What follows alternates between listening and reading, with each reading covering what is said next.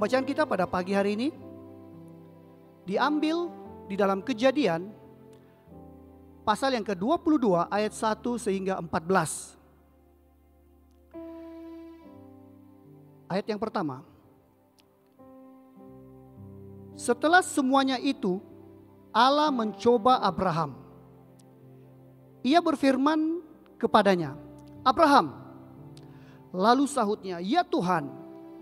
Firman-Nya, "Ambillah anakmu yang tunggal itu, yang engkau kasihi, yakni Ishak. Pergilah ke tanah Moria dan persembahkanlah dia di sana sebagai korban bakaran kepadamu. Dia di sana sebagai korban bakaran kepadamu." Keesokan harinya, pagi-pagi bangunlah Abraham. Ia memasang pelana keledainya dan memanggil 2 orang bujangnya beserta Ishak anaknya. Ia membelah juga kayu untuk korban bakaran itu. Lalu berangkatlah ia dan pergi ke tempat yang ketiga, yang dikatakan Allah kepadanya. Ketika pada hari ketiga Abraham melayangkan pandangnya, kelihatanlah kepadanya tempat itu dari jauh.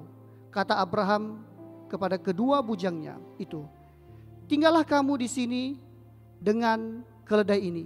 Aku beserta anak ini akan pergi ke sana. Kami akan sembahyang, sesudah itu kami kembali kepadamu." Lalu Abraham mengambil kayu untuk korban bakaran itu dan memikulkannya ke atas bahu Ishak anaknya. Sedang di tangannya dibawanya api dan pisau. Demikianlah keduanya berjalan bersama-sama. Lalu berkatalah Ishak kepada Abraham ayahnya, "Bapa." Sahut Abraham, "Ya anakku." Bertanyalah ia, "Di sini sudah ada api dan kayu, tetapi di manakah anak domba untuk korban bakaran itu?" Sahut Abraham, "Allah yang menyediakan anak domba untuk korban bakaran baginya, anakku." Demikianlah keduanya berjalan bersama-sama. Sampailah mereka ke tempat yang dikatakan Allah kepadanya. Lalu Abraham mendirikan mezbah di situ. Disusunnyalah kayu, diikatnya Ishak anaknya itu, dan diletakkannya di mezbah itu di atas kayu api. Sesudah itu Abraham mengulurkan tangannya lalu mengambil pisau untuk menyembelih anaknya. Tetapi berserulah malaikat Tuhan dari langit kepadanya, "Abraham, Abraham." Sahutnya, "Ya Tuhan." Lalu ia berfirman, "Jangan bunuh anakmu itu, dan jangan kau apa-apakan dia. Sebab telah ku ketahui sekarang bahwa engkau takut akan Allah, dan engkau tidak segan-segan untuk menyerahkan anakmu yang tunggal kepadaku." Lalu Abraham menoleh dan melihat seekor domba jantan di belakangnya, yang tanduknya tersangkut dalam belukar. Abraham mengambil domba itu, lalu mengorbankannya sebagai korban bakaran pengganti anaknya. Dan Abraham menamai tempat itu, "Tuhan menyediakan." Sebab itu sampai sekarang dikatakan orang, di atas gunung Tuhan akan disediakan. Demikianlah firman Tuhan. Syukur kepada Allah. Mari kita bangkit berdiri. Mari kita nyanyikan lagu ini sebelum kita mendengar firman Tuhan. Tuhan, aku rindu. Tuhan, aku siap. Penuhi aku dengan roh-Mu. Ku rindu lawatan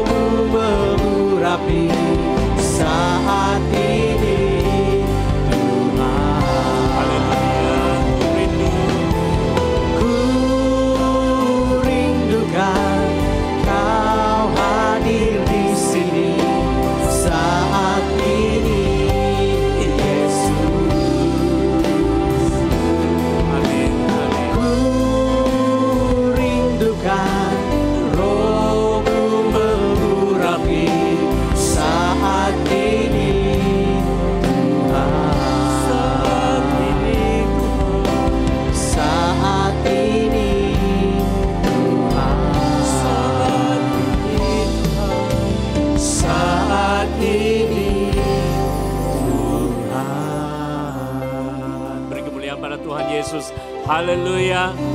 Haleluya. Haleluya. Haleluya.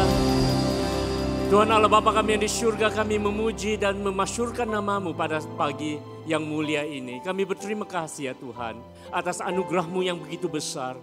Di mana kami dapat berada di rumah-Mu ya Tuhan. Dan di mana sahaja kami berada saat ini untuk dapat beribadah bersama-Mu. Oh Tuhan kami, ya Tuhan datang dengan rendah hati.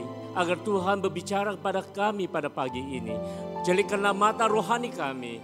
Bukalah telinga rohani kami, supaya apa yang kami baca dan dengar daripada firman-Mu ya Tuhan, kami berdoa, kami akan terapkannya di dalam hidup kami.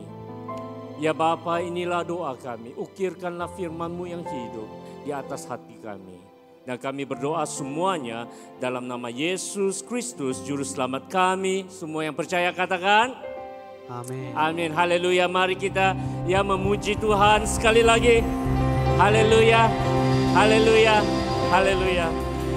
Ya, selamat pagi sekali lagi kepada saudara-saudari yang di rumah ya, doa dan juga ya di secara online ya, dan Tuhan besertamu.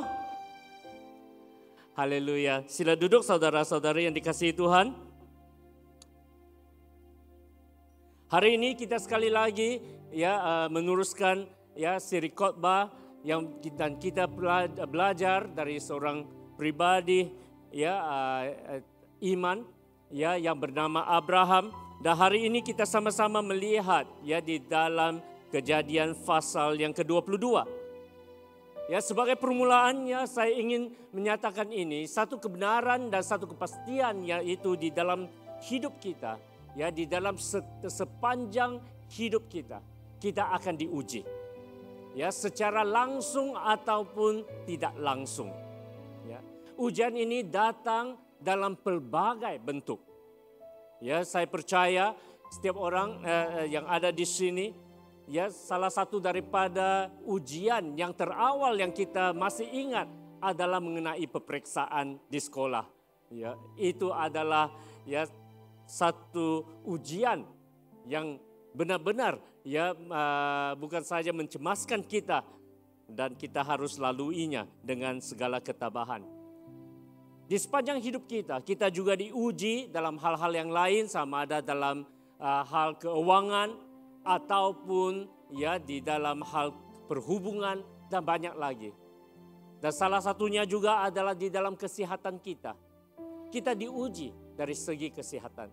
Saya masih ingat semasa ya ibu saya menceritakan kepada saya, semasa saya dilahirkan, mereka sedikit lagi kehilangan saya.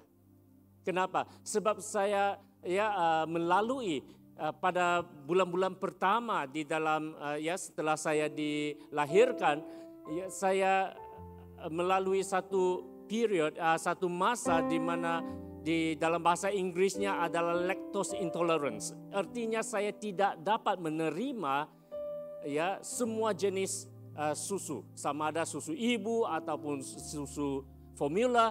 Ya, saya ada satu intoleransi, saya tidak dapat menerimanya. Semua ya yang saya terima akan saya juga ya muntah keluar. Jadi untuk beberapa bulan yang pertama, ya dalam beberapa bulan yang pertama hidup saya ya adalah kata orang ya nyawa-nyawa ikan. Saya hanya hidup ya, dan juga saya hanya dapat hidup dengan ya suapan air gula. Dan puji Tuhan ya saya terus hidup dan hari ini dapat berdiri di depan Anda semua dan juga yang di dalam online ya, dan saya masih boleh berkongsi dengan sekalian. Jadi kita melalui banyak ujian di dalam hidup. Sejak dari lahir ya, sepanjang hayat kita pasti akan diuji. Ya saudara-saudari, ujian ini datang dengan tujuan-tujuan yang berbeza. Sama ada untuk pembentukan karakter, memurnikan iman, ya kematangan untuk mematangkan kita, untuk kedewasaan kita, ya sama ada untuk ya kenaikan ya status ataupun pangkat dan sebagainya. Kita semua akan diuji. Dan ujian-ujian ini akan menjadi semakin sukar dari satu tahap ke tahap yang seterusnya. Ya, ianya akan menjadi lebih sukar di dalam setiap tahap yang kami lalui. Ya, kita akan jangan tersalah anggap ya ataupun tersalah fikir bahwa setelah kita diberkati, hidup kita akan menjadi lebih aman, lebih senang. Tidak. Kerana di dalam setiap tahap yang kita capai, ya, ujian seterusnya akan menjadi lebih sukar. Amin, saudara. Ya, kita kata sama-sama, semakin sukar. Ya, benar. Itu adalah satu kepastian ya yang kita harus lalui. Kita akan diuji. Dan setiap ujian akan menjadi lebih sukar. Dan Kejadian 20 di dalam firman Tuhan, di dalam Kejadian pasal 22 ini juga merupakan sebuah kisah mengenai ujian. Ianya adalah satu cerita yang kita agak biasa, kita selalu dengar. Tetapi apa yang mengagumkan adalah setiap kali kita mendengar ataupun membacanya, ya, ia membawakan, ia sangat mengagumkan kita lagi. Dan demikian juga, saya percaya hari ini Tuhan juga akan berbicara kepada kita semua yang mendengar firman-Nya yang hidup ini. Ianya adalah mengenai ya Abraham menghadapi satu ujian yang terbesar di dalam hidupnya. Ya, satu ujian yang paling sukar di dalam hidupnya. Ini ya yang telah pun dibacakan sebentar tadi, ya ianya adalah satu ujian terhadap imannya kepada Allah. Satu ujian untuk menentukan sejauh mana dia mengenal Allah dan mempercayai Allah. Ini adalah satu ujian. Satu ujian yang memastikan sama ada kepercayaannya dan juga ketaatannya terhadap Tuhan adalah benar. Saudara-saudari yang dikasihi Tuhan, ya mari kita terus melihat apa yang dilalui Abraham. Dan dari situ kita boleh belajar juga bersama apabila ujian juga ya datang ya mencabar kita. Mari kita melihat ya, apakah ujian ini, apakah yang dimaksudkan ujian yang terbesar yang dialami oleh Abraham ini. Di dalam Kejadian pasal 22 ayat 1 hingga 3, ya firman Tuhan sekali lagi saya ulangi ya apa yang telah dibaca supaya kita ya diingati. Dari ayat pertama kata, ya setelah semuanya itu Allah mencoba Abraham. Ya. Saya ingin katakan di sini terlebih dahulu sebelum saya teruskan dengan pembacaan firman Tuhan ini. Di sini ya penterjemahan di dalam bahasa Indonesianya ya yang lebih sepatutnya yang lebih tepat, perkataan yang lebih tepat adalah Allah menguji Abraham. Walaupun di dalam istilah mencoba ini di dalam Indonesia mempunyai dua makna. Ya, tetapi firman Tuhan dengan jelas telah pun menjelaskan kepada kita, yaitu di dalam Yakobus pasal yang pertama ayat 13 mengatakan bahwa Allah tidak dapat dicobai oleh yang jahat dan dia sendiri tidak mencobai sesiapapun. Allah tidak mencoba seperti iblis mencoba manusia. Seperti iblis mencoba ya Hawa. Tidak. Pekerjaan iblis mencoba adalah untuk menjatuhkan seseorang. Tetapi Allah tidak mencoba manusia seperti itu. Allah menguji iman kita. Allah menguji ketulusan kita. Ada amin? Ya. Jadi di dalam penterjemahan ini, dalam ayat yang pertama, setelah semuanya itu Allah ya menguji. Sebenarnya perkataan yang lebih tepat yang harus diterjemahkan daripada Ibrani adalah Allah menguji Abraham. Dan dia berfirman kepadanya, Abraham, lalu sahutnya, ya Tuhan, firman-Nya, ambillah anakmu yang tunggal itu, yang engkau kasihi, yakni Ishak, pergi ke tanah Moria dan persembahkanlah dia di sana sebagai korban bakaran pada salah satu gunung yang akan kukatakan kepadamu. Keesokan harinya pagi-pagi bangunlah Abraham. Ia memasang pelana keledainya dan memanggil 2 orang bujangnya ataupun 2 orang hambanya beserta Ishak anaknya. Lalu membelah juga kayu untuk korban bakaran itu. Lalu berangkatlah ia dan pergi ke tempat yang dikatakan Allah kepadanya. Ya saudara-saudari, dari petikan ini, di antara semua ujian yang telah Abraham alami ataupun hadapi selama ini merupakan ujian yang paling besar, yang paling sukar. Dan Allah tahu betapa sukarnya ujian itu. Oleh itu Allah sendiri menyatakan kepada Abraham, ya, bawalah anakmu yang tunggal, yang engkau kasihi. Allah mengulangi 3 kali. Kata-kata ini ya saudara, pasti menggores 3 kali lebih dalam di dalam hati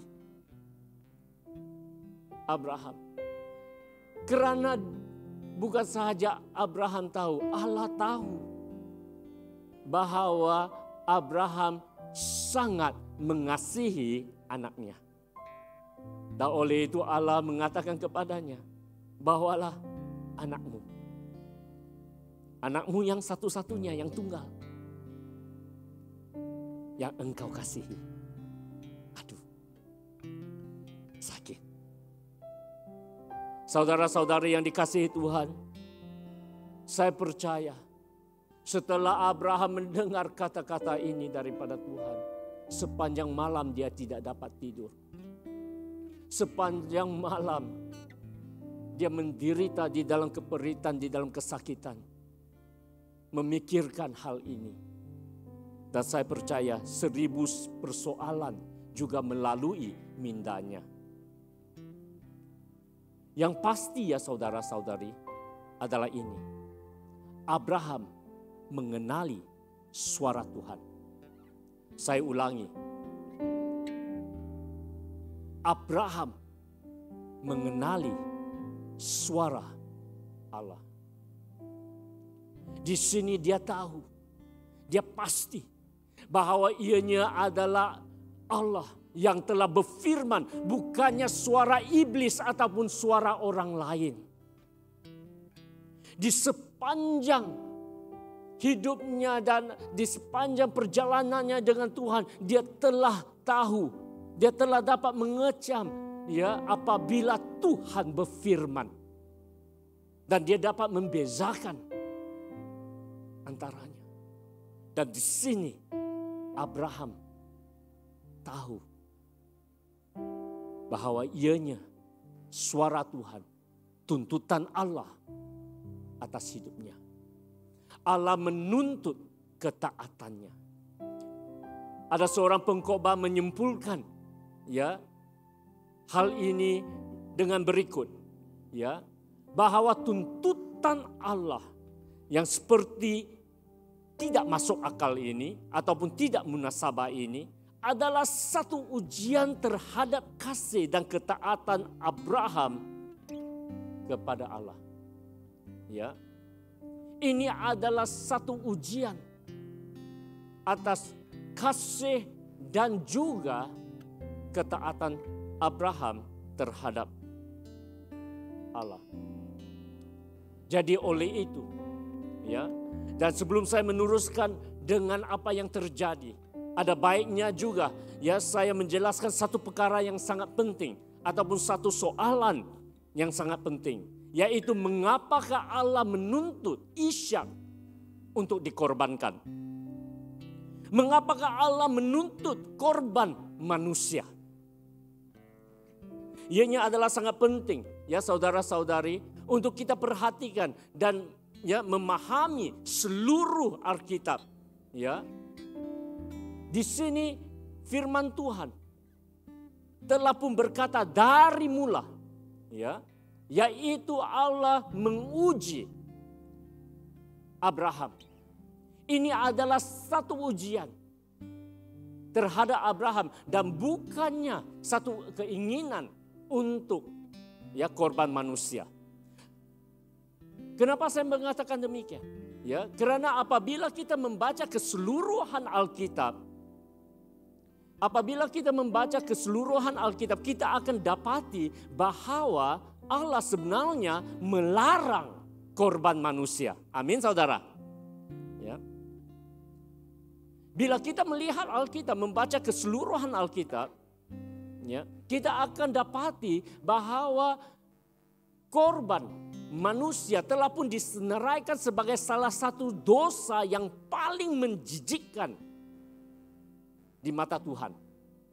Sebagai contoh di dalam Ulangan pasal 12 ayat yang ke-31, firman Tuhan dengan jelas berkata demikian. Mari kita baca sama-sama, 1, 2, 3. Jangan engkau berbuat seperti itu terhadap Tuhan Allahmu. Sebab segala yang menjadi kekejian bagi Tuhan, apa yang dibencinya, itulah yang dilakukan mereka bagi Allah mereka. Bahkan anak-anaknya lelaki dan anak-anaknya perempuan dibakar mereka dengan api bagi Allah mereka. Di sini kami telah melihat Allah telah melarang umatnya untuk berbuat demikian. Dan Tuhan berkata apa yang dibencinya, yaitu yang dilakukan mereka. Mereka itu berarti orang-orang Kanaan pada masa itu. Orang-orang Kanaan di sekitar mereka pada masa itu. Mereka di situ mempersembahkan kepada dewa-dewa mereka, kepada berhala-berhala mereka, segala persembahan dan korban, termasuk korban manusia. Dan Allah melarangnya. Dan Imamat pasal 20 ayat yang ketiga lebih jelas menyatakan. Dan di sini Allah berfirman, aku sendiri akan menentang orang itu dan akan melenyapkan dia dari tengah-tengah bangsanya, karena ia telah menyerahkan seorang dari anak-anaknya kepada Molok. Molok adalah satu dewa orang-orang Kanan, dengan maksud menajiskan tempat kudusku dan melanggar kekudusan namaku yang kudus. Jadi di sini saudara-saudari, kita dapat lihat dan mengerti bahwa korban manusia bukanlah sebahagian daripada kehendak Tuhan. Sebenarnya Allah menentang korban manusia. Jadi di sini kita harus juga kembali kepada petikan ini. Kenapa Allah menuntut hal itu daripada Abraham? Kalau Allah benar-benar menentang korban manusia, kenapa Allah menuntut Abraham untuk mempersembahkan Ishak? Nah, salah satu daripada penjelasannya adalah ini, di mana kita harus pahami bahwa Allah cara Allah berbicara kepada kita, bukanlah di dalam kekosongan ataupun di dalam vacuum. Artinya adalah apabila Allah berurusan dengan kita, Dia senantiasa berurusan dengan kita, berfirman kepada kita dalam konteks yang kita fahami dan kita ketahui. Amin. Salah satu daripada perumpamannya, contohnya adalah semua perumpamaan-perumpamaan yang Yesus ceritakan kepada umat Tuhan, kepada murid-muridnya adalah senantiasa ini. Dia menggunakan cerita-cerita, dan juga konteks yang mereka fahami, supaya semua kebenaran Tuhan mereka dapat fahami.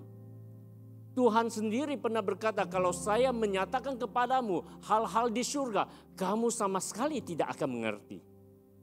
Oleh itu saya menjelaskan dengan cara yang dimana kamu fahami. Jadi dalam konteks ini juga Allah telah pun berbicara dan menguji Abraham di dalam konteks dan suasana dan situasi yang dia fahami. Karena Allah tidak pernah berbicara di dalam kekosongan, ataupun di dalam vacuum, ataupun di dalam konteks yang kita tidak fahami. Jadi di sini adalah penting karena pada masa itu Abraham, ya, di dalam sekitar Abraham mempunyai berbagai jenis persembahan kepada Tuhan ataupun berhala kepada dewa-dewa. Ada banyak bangsa-bangsa yang juga ada pada masa itu. Dan mereka mempunyai agama tersendiri, mempunyai dewa-dewa tersendiri, mempunyai cara persembahan-persembahannya yang tersendiri.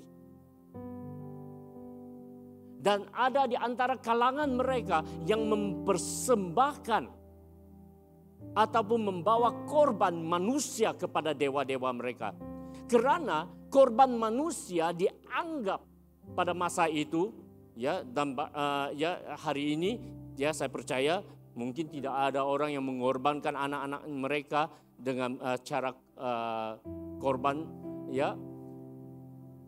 Korban manusia pada masa itu dianggap sebagai satu persembahan yang terbesar ataupun terulung. Di antara semua persembahan yang kamu dapat berikan, di dalam semua korban-korban yang kamu dapat bawakan kepada dewa-dewa kamu, ya, yang tertinggi dan yang terulung adalah korban manusia. Dan oleh itu Allah menggunakan kefahaman ataupun konteks ini untuk menguji Abraham. Ini adalah ujian, ya, untuk memberikan yang terbaik sebagai cerminan kasih dan kepercayaan seseorang. Kita juga harus pahami, ya, akan satu lagi kebenaran selain daripada konteks dan persekitaran Abraham pada masa itu. Kita juga harus pahami bahwa hukum-hukum Allah pada masa itu belum lagi ditulis. Lebih-lebih lagi di dalam, ya, masa ataupun zaman Abraham, hukum Taurat hanya diberikan 400 tahun kemudian. Ketika keturunan Abraham, yaitu orang-orang Yahudi, meninggalkan Mesir dan menjadi satu umat atau satu bangsa. Di situ, ya, Nabi Musa memberikan, ya, Taurat ini. Jadi di sini kita dapat melihat bahwa Allah tidak pernah mengizinkan ataupun menerima korban manusia sebagai persembahan ibadah. Tidak pernah. Dan jikalau kita melihat dan membaca seluruh Alkitab, ianya juga, ya, menyatakan yang sama.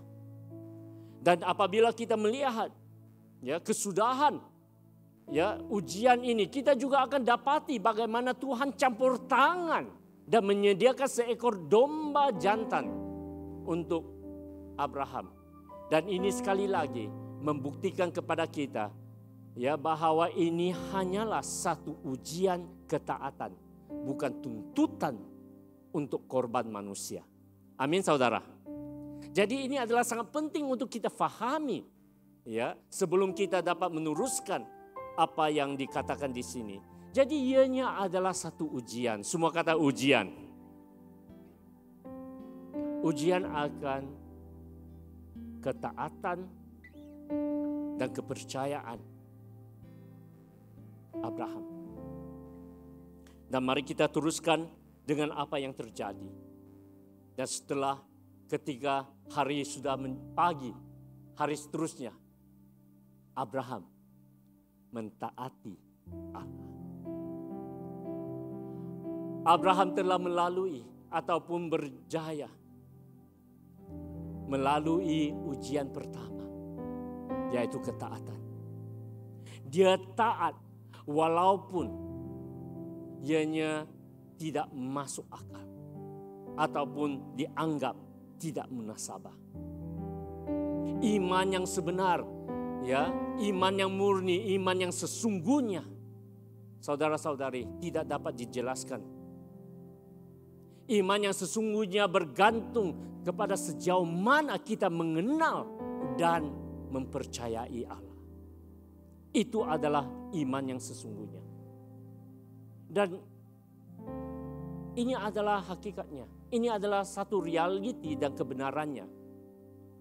Di dalam hidup, di dalam segala ujian yang kita lalui, ada banyak ujian yang kita lalui.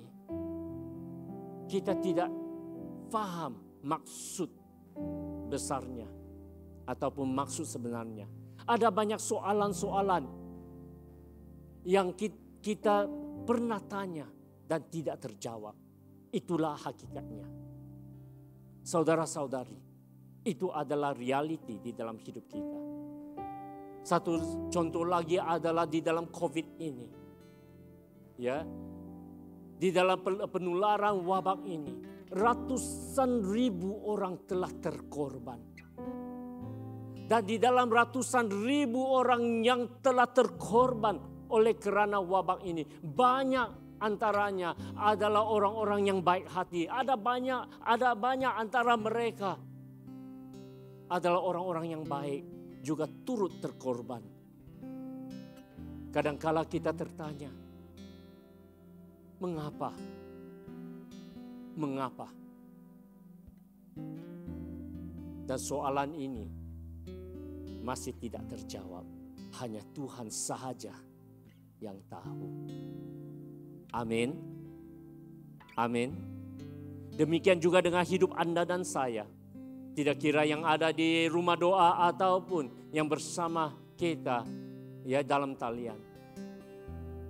Di dalam ujian hidup kita, banyak persoalan yang tidak terjawab. Yang kadangkala kita terasa tidak munasabah, yang kita terasa tidak adil. Tetapi ketulusan, kemurnian iman dan ketaatan kita dapat dilihat. Amin saudara. Amin saudara. Beri kemuliaan pada Tuhan. Haleluya. Ujian ketaatan adalah langkah pertama dan dia tidak berakhir. Jangan sekali-sekala ya tersalah faham bahwa kalau kita sudah ya melangkah dalam ataupun berjaya melangkah di dalam ujian ketaatan, ianya akan selesai. Tidak, karena ada lebih lagi yang akan datang. Ya.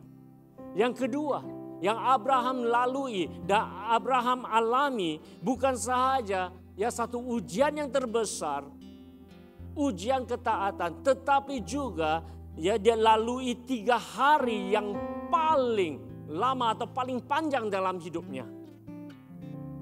3 hari itu seperti 3 hari yang tidak berkesudahan.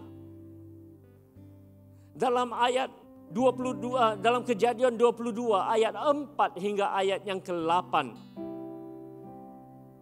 Firman Tuhan berkata demikian, pada hari ketiga Abraham melayangkan pandangnya. Kelihatanlah kepadanya tempat itu dari jauh. Kata Abraham kepada kedua hambanya itu ataupun bujangnya itu, tinggallah kamu di sini dengan keledai ini. Aku serta anak akan pergi ke sana. Kami akan sembahyang, sesudah itu kami kembali kepadamu.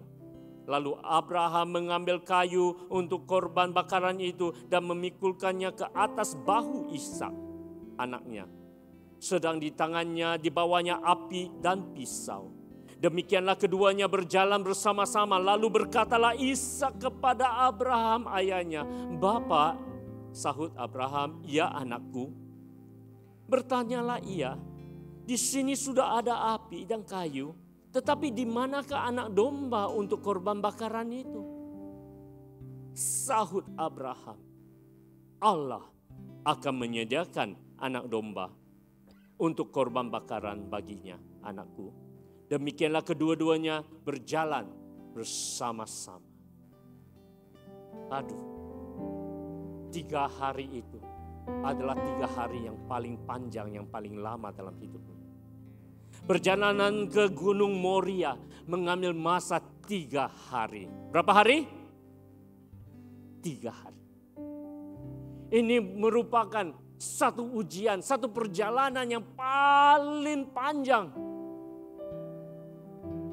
di dalam hidupnya yang Abraham pernah alami. Saya percaya bahwanya bagi Abraham ianya adalah lebih lama daripada penantiannya selama 25 tahun. Menantikan kurnia daripada Allah, yaitu anaknya Ishak. 3 hari itu lebih lama, lebih panjang dibandingkan dengan 25 tahun yang ditunggu-tunggunya. Kalau ujian pertama adalah mengenai ketaatan, ujian 3 hari ini adalah ujian ketabahan ataupun ketekunan. Abraham mempunyai 3 hari. Dia diuji. 3 hari untuk mengubah pikirannya. 3 hari untuk mencari alasan. 3 hari untuk menarik diri daripada apa yang dituntut Allah. 3 hari untuk melangkah keluar daripada kehendak Allah. 3 hari itu adalah 3 hari yang paling panjang, yang paling lama, yang paling sukar. Semakin dekat dia sampai ke Gunung Moria, terlebih perih hatinya terjadi. Tetapi Abraham tabah di dalam ujian ini. Amin. Dan dia tabah secara sendirian. Karena inilah salib, inilah beban yang harus dipikulnya sendiri. Beban yang tidak dapat ditanggung oleh sesiapapun kecuali dia sendiri. Keperitan ataupun rasa sakit yang tidak difahami sepenuhnya oleh sesiapapun kecuali dia sendiri. Bayangkan saudara-saudari, apabila Ishak bertanya kepada bapaknya, "Bapak, sini ada kayu dan ada apinya, di manakah korbannya?" Bayangkan apa yang dirasai Abraham ketika anaknya yang satu tanya dia soalan ini. Ianya seperti pisau yang menusuk hatinya sekali lagi. Anak kesayangannya yang bertanya soalan ini adalah korbannya. Saudara-saudara, di dalam ujian dalam hidup ini saya percaya banyak antara kita juga melalui keperitan ataupun rasa sakit yang sama. Walaupun situasi kita berbeza daripada Abraham, tetapi keperitannya adalah sama. Kesakitannya adalah sama. Bukankah? Itu yang sering kita lalui. Tetapi, dengar, Abraham menjawab Ishak dengan penyataan yang sangat luar biasa. Jawaban Abraham kepada anaknya apabila anaknya bertanya kepadanya, "Di manakah korbannya?" Abraham menjawab, "Jehovah Jireh." Ya, di dalam Ibrani-nya ada Elohim Yireh. Tuhan akan menyediakan. Saudara-saudari dalam Kristus, umat Tuhan yang dikasihi Tuhan. Ini memberikan jawaban, ini memberikan kepada kita akan iman dan kematangan Abraham. Abraham yang menyatakan kata-kata ini bukanlah seorang bapa yang sama yang kita kenali di dalam beberapa pasal yang sebelumnya ini.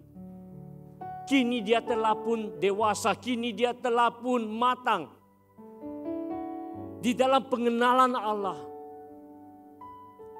Kita dapat melihat bagaimana dia mengenal Allah, bagaimana dia mentaati Allah, dan bagaimana dia mempercayai Allah. Kata-kata ya yang diucapkan ataupun yang keluar daripada bibirnya bukanlah kata-kata kosong, tetapi kata-kata iman. Amin, saudara. Semua kata sama-sama, kata-kata iman. Kata sekali lagi, kata-kata iman. Mengapa saya berkata demikian? Karena kita bersyukur, ya saudara-saudari dalam Kristus. Kita bersyukur kepada Tuhan karena hari ini kita mempunyai Alkitab di mana kita mempunyai satu kelebihan, ya, satu manfaat untuk dapat melihat segala sesuatu dengan lebih jelas dibandingkan dengan Abraham. Kita tahu daripada firman Tuhan yang kita ada di tangan kita. Kita tahu bagaimana kisah ini terungkap. Kita tahu apa yang akan terjadi seterusnya. Bahkan kita juga diberitahu bagaimana Abraham mendapat kekuatan dan iman yang sebesar ini untuk menyatakan kata-kata ini kepada anaknya. Di dalam Ibrani pasal 11 ayat 17 hingga ayat yang ke-19. Menyatakan dengan begitu jelas ya saudara-saudari yang dikasihi Tuhan. Di Ibrani pasal 11 ayat 17 hingga ayat 19. Menunjukkan kepada kita ya akan kepercayaan Abraham yang tidak tergoyah di dalam Allah. Firman Tuhan berkata di sini. Ya. Di dalam ayat di dalam Ibrani pasal 11 ayat 17 hingga ayat yang ke-19. Mari kita baca sama-sama, ya.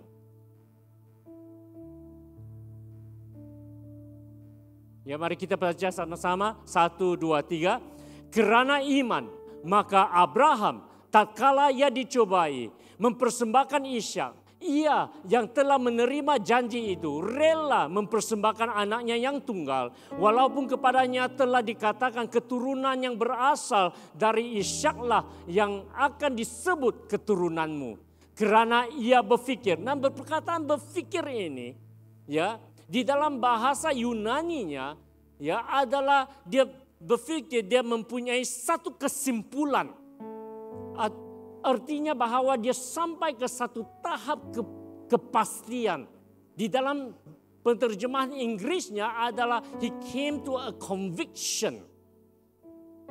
Bahwa ianya bukan sekadar pikiran, tetapi telah sampai ke tahap kepastian, kepercayaan. Abraham yang telah mengenal Tuhan selama ini sampai ke satu tahap di mana dia percaya bahwa Allah berkuasa membangkitkan orang-orang sekalipun dari antara orang mati, dan dari sana ia seakan-akan telah menerimanya kembali. Saudara-saudara yang dikasihi Tuhan, sebagaimana yang saya katakan sebentar tadi, bila kita sampai ke Kejadian pasal yang ke-22, kita telah melihat seorang bapa yang sungguh berbeza.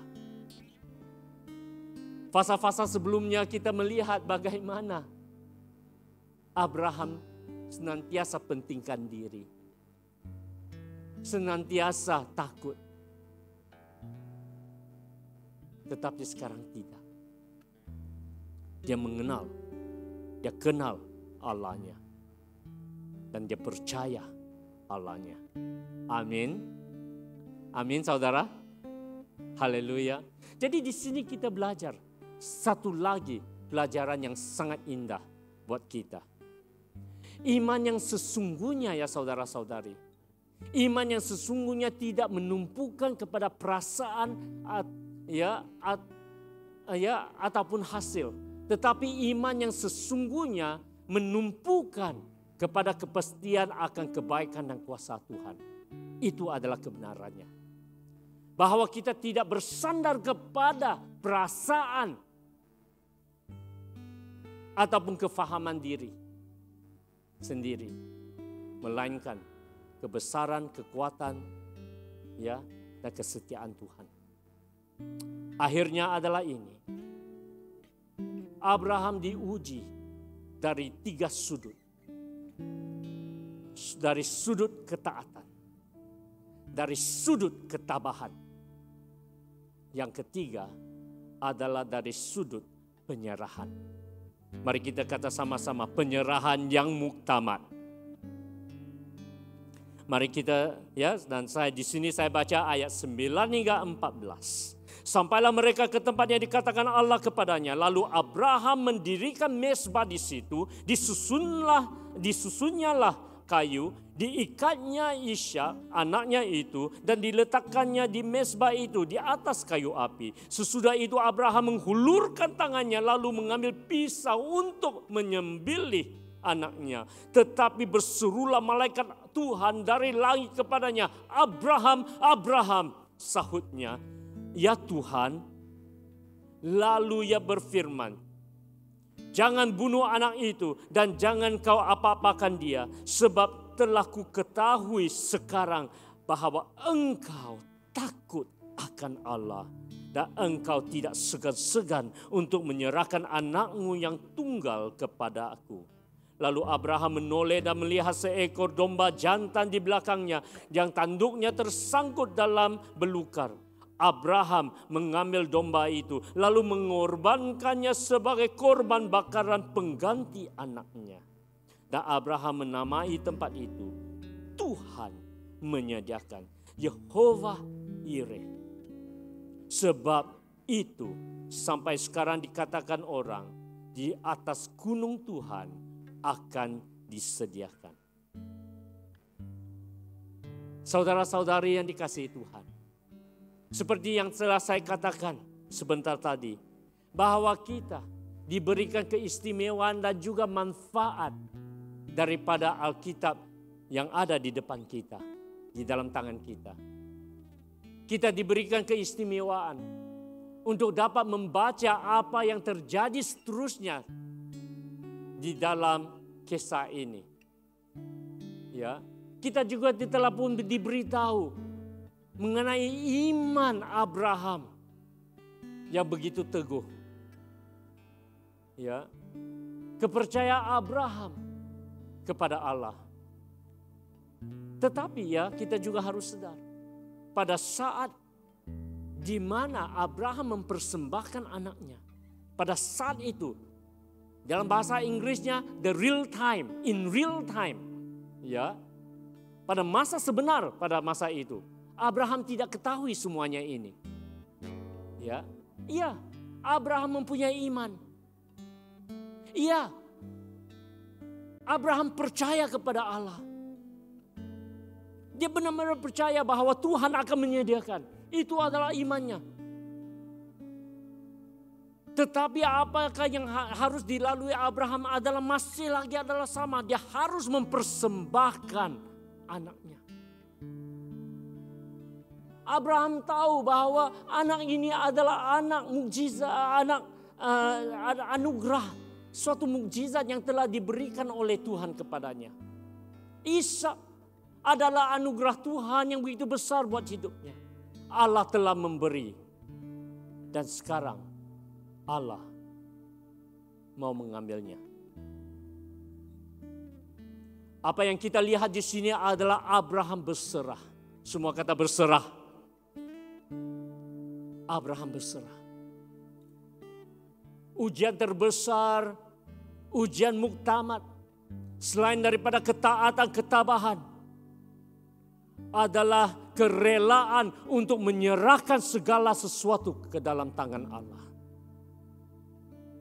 Di sini firman Tuhan menyatakan bahwa Abraham tidak segan-segan untuk menyerahkan anaknya kepada Tuhan. Haleluya. Di sini juga kita harus fahami sesuatu sebagai tambahan. Ianya perlu dinyatakan juga bahwa Ishak juga tidak menolak untuk menjadi korban. Nah, dengar sini saudara-saudara dalam Kristus.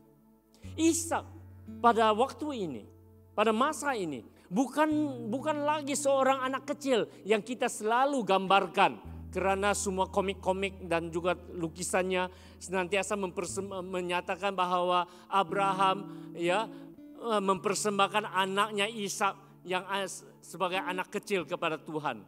Tidak sebenarnya. Ishak pada waktu itu, pada masa itu sudah belasan tahun. Ya, ada tokoh-tokoh Alkitab yang mengira, ya, yang menganggarkan, ya, umur Ishak adalah ya di dalam belasan tahun, mungkin sudah dekat 20 tahun. Dia adalah seorang anak muda yang telah besar. Ya. Di sini, ya, dia adalah menyatakan bahwa Ishak sebenarnya dia dapat melawan, dia dapat menolak, tetapi dia juga turut taat. Itu yang luar biasa. Mengapa kita tahu bahwa ya Ishak telah pun ya mencapai belasan tahun? Tokoh-tokoh Alkitab mengira ya secara kronologi ya masa yang telah lalu, dan juga salah satu daripada ya contohnya adalah di mana pada masa itu Ishak dapat memikul kayu-kayu ya untuk pergi ke tempat persembahan. Dari situ kita dapat melihat bahwa ini bukan lagi seorang anak kecil yang kita selalu bayangkan. Ini menunjukkan apa? Ini menunjukkan kita kepada bahwa Ishak ya di sini juga mempunyai sikap dan hati ketaatan kepada bapaknya sendiri dan juga kepada Allah. Luar biasa. Luar biasa. Dan ketika Ishak diikat, merelakan diri diikat dan diletakkan di atas mezbah, firman Tuhan berkata bahwa Abraham mengambil pisau. Sebagaimana yang saya katakan, apa yang Abraham ada hanya imannya, kepercayaannya, di mana dia bersandar sepenuhnya kepada Allah. Dan apabila dia mengambil pisau dan ketika dia sampai ke tahap di mana dia mau menyembelihkan anaknya, Allah memanggil Abraham dari langit dan mengatakan dan menghentikan Abraham daripada mengorbankan anaknya. Dan Allah menyediakan seekor domba jantan untuk menggantikan tempat Ishak. Iman Abraham berhasil. Saat di mana Abraham diuji sampai sepenuhnya, Allah berkenan kepada Abraham. Saudara-saudari, dari situlah apabila Abraham telah berjaya ya melangkah ataupun berjaya mengatasi ujian yang ketiga. Ujian pertama adalah apa? Ketaatan. Ujian kedua, ketabahan. Ujian ketiga, penyerahan. Apabila Abraham sanggup menyerahkan segala sesuatu, semua janji, semua ujian berubah menjadi berkat. Dengar saudara, dengar.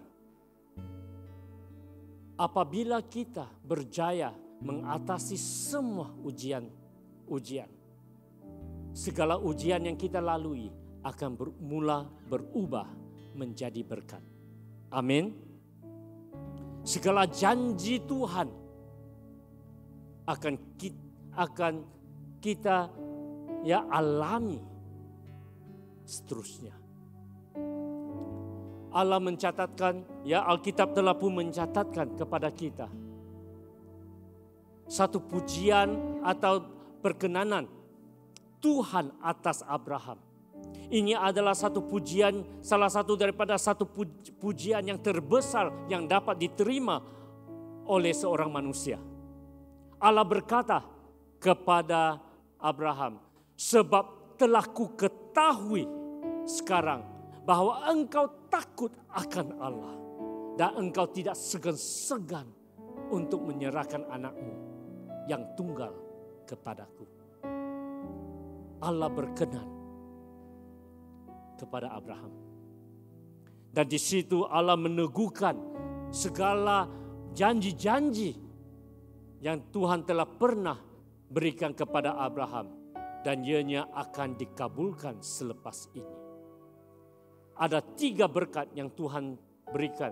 Ada 3 janji dan 3 berkat yang Tuhan telah janjikan kepada Abraham selama ini. Yang pertama, bahwa ianya Abraham dari situ akan mulai mengalami satu berkat bangsa yang besar.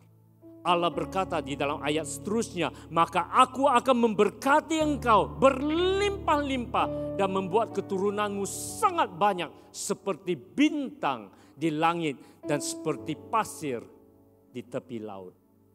Yang kedua adalah berkat tanah Kanaan, tanah perjanjian. Di mana Allah berkata kepada Abraham, ya, keturunanmu itu akan menduduki kota-kota musuhnya. Dan yang ketiga, berkat yang terbesar. Berkat yang kita alami hinggalah hari ini. Ya, berkatnya di mana telah pun terbukti daripada semua kita yang ada di sini duduk mendengar firman Tuhan. Saya yang membaca dan menyatakan firman Tuhan. Yaitu berkat untuk menjadi berkat. Oleh keturunanmu lah semua bangsa di bumi akan menjadi berkat. Apa yang dimaksudkan sekarang ini? Ya. Berkat kepada semua bangsa di bumi telah pun digenapkan di dalam Kristus. Amin saudara. Ya. Pengorbanan Tuhan Yesus sebagai domba Allah membawa keselamatan kepada kita semua yang percaya. Kita di sini adalah kerana ketaatan, ketabahan dan penyerahan Abraham dari mula. Haleluya. Beri kemuliaan pada Tuhan. Haleluya. Saudara-saudaraku yang dikasihi, di sini kita pelajari lagi satu prinsip iman. Bahwa iman yang sesungguhnya menyerahkan segala perkara kepada Allah. Iman yang sesungguhnya bergantung kepada apa yang Allah telah rancangkan untuk kita. Bukan apa yang kita rancangkan untuk diri kita. Ada amin saudara? Ya. Masalah yang kita selalu alami adalah kita selalu rancang dan kami minta Tuhan cop. Kamu paham tidak? Kita tidak mendengar apakah rencana dan rancangan Tuhan. Kita tidak mau mendengar rencana dan rancangan Tuhan. Kita mau rencana rancangan sendiri. Dan kita datang kepada Tuhan. Tolong cop. Tolong luluskan. Tolong berikan. Itu adalah masalah kita. Ya. Dan apa yang kita pelajari di sini sebagai kesimpulan. Ya, saya ingin menyimpulkan apa yang kita telah pelajari hari ini. Ya, dalam 4 perkara ini. Yang pertama adalah ujian akan menjadi semakin sukar dari satu tahap ke tahap berikutnya. Amin saudara. Kalau ada orang tanya kamu, apa yang kamu pelajari hari ini? Inilah jawabannya. Ujian di dalam hidup kita, di dalam hidup kekristenan kita akan menjadi lebih sukar, semakin sukar di setiap tahap. Amin saudara.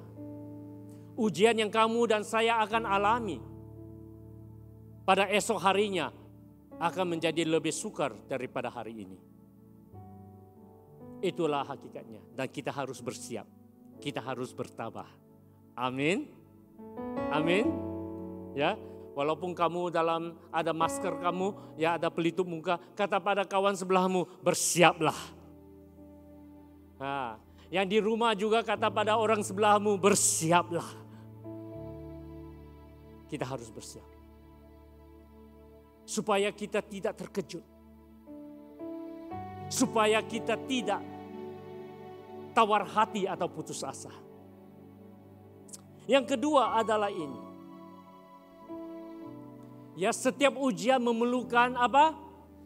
Ketaatan, ketabahan, penyerahan. Ya. Ketaatan, ketabahan, penyerahan.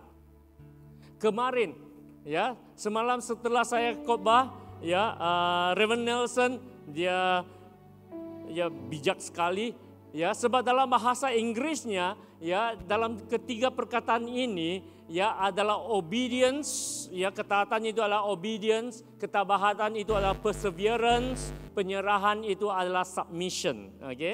Dan dia membuat kesimpulan, dia kata pada semua, kita ada SOP baru.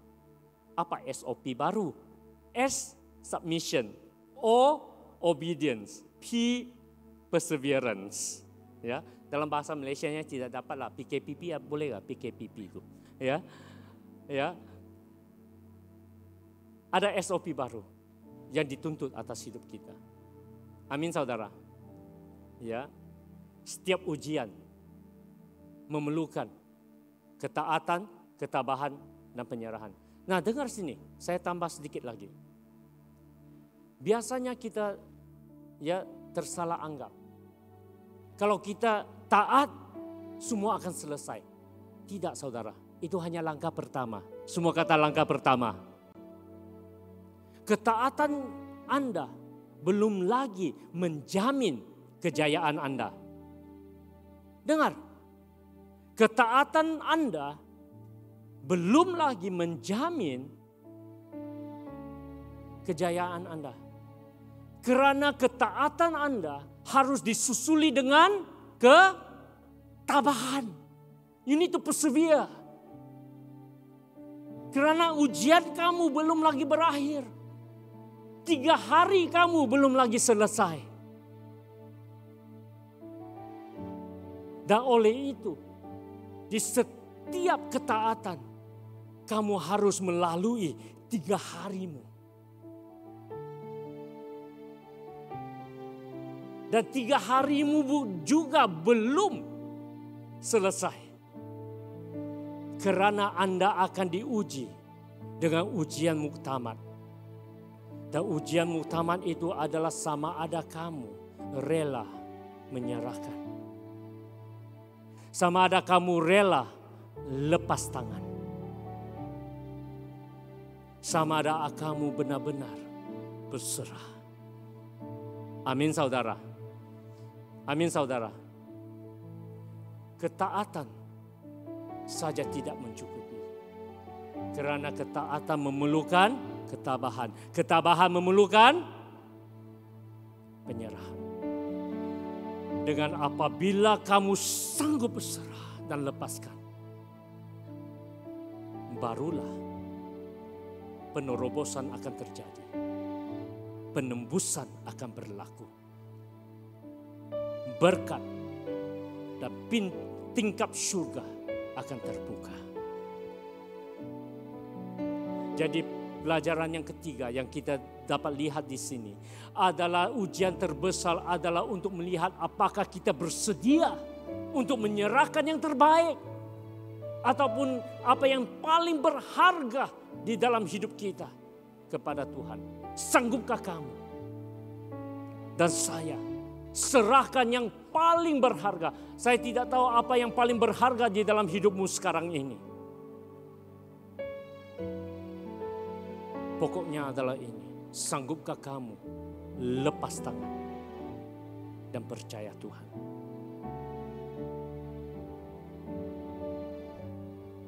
Itu adalah cabaran. Dan akhirnya adalah ini. Setiap kali kita berjaya melalui ujian,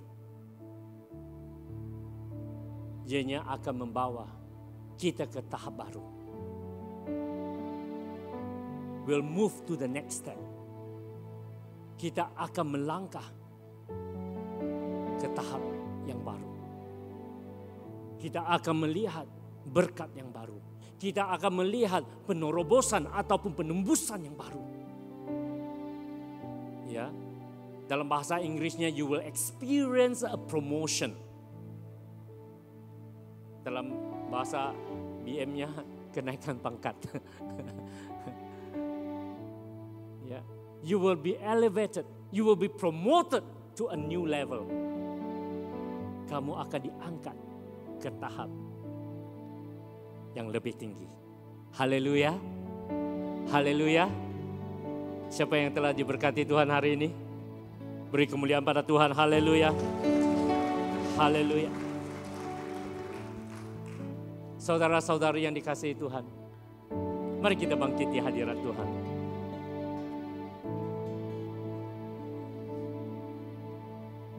Sesungguhnya masalah kita ya di dalam hidup kerohanian kita adalah ini. Kita seringkali terlampau cepat putus asa. Terlampau cepat tawar hati. Terlalu cepat hilang harapan. Apabila kita diuji, ya kita tahan. Tapi kita tidak sanggup melalui 3 hari kita. Banyak antara kita cepat putus asa di pertengahan jalan. Hari ini, apa yang kita pelajari? Kita menambah ketaatan kita dengan ketabahan. Amin. Dan marilah kita belajar menambahkan daripada ketabahan kita penyerahan. Amin, saudara. Mari kita menyanyi lagu ini.